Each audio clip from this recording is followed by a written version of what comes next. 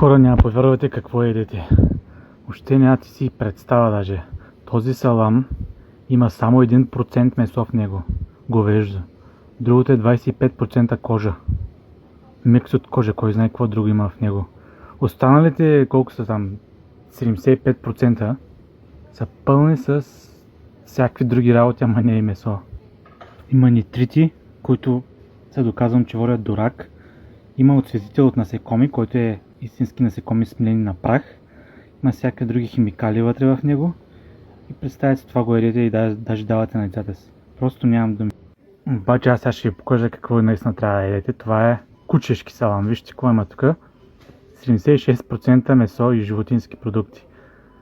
71% пилешко и 5% говеждо. Тук има повече месо, повече говеждо месо, отколкото в другия салам. Трябва да се яде кучешко месо, дори е по-ефтино от другия и вижте кой има добавени витамини и минерали. Даже предложението ми го показва като безвредно. Значи хора,